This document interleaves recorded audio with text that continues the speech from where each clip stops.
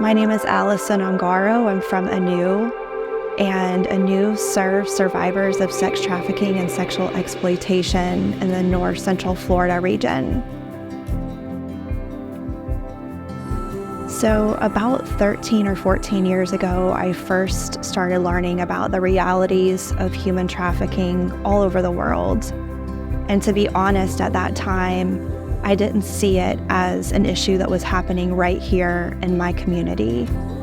After some years of learning and doing research and talking to survivors who had been trafficked in Florida, I started to connect the dots that this isn't just an issue that's far away, but it's happening in every community across the U.S.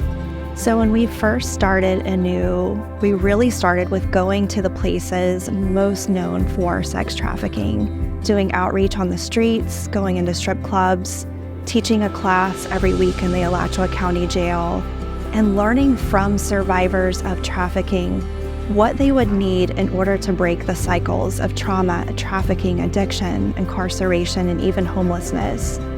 And from what we learned from survivors, we put together programs that would walk beside survivors along the journey of healing and restoration.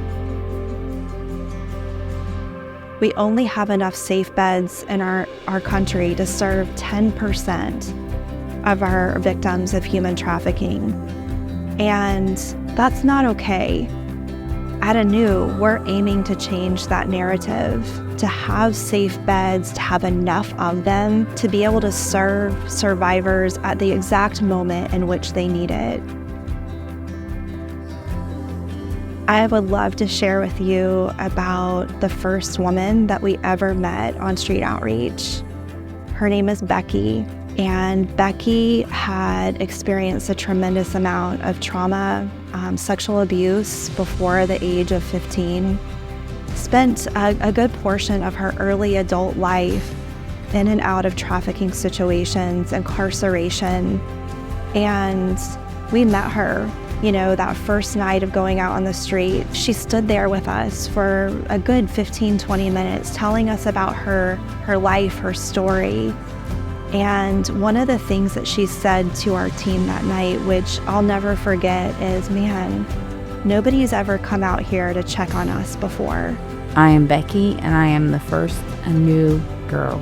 I was on the streets. I was actively involved in prostitution, but I felt like I had no way out. A green van pulled up, and Alison and her team got out, and I was like, I am going to jail. But I didn't go to jail. I got asked, would you mind if we prayed with you? While I'm incarcerated, I get visitation. So who's coming to see me? It was Alison. I got out September 4th. I think it was a Friday. That Sunday morning, we went to church, and we went to see War Room.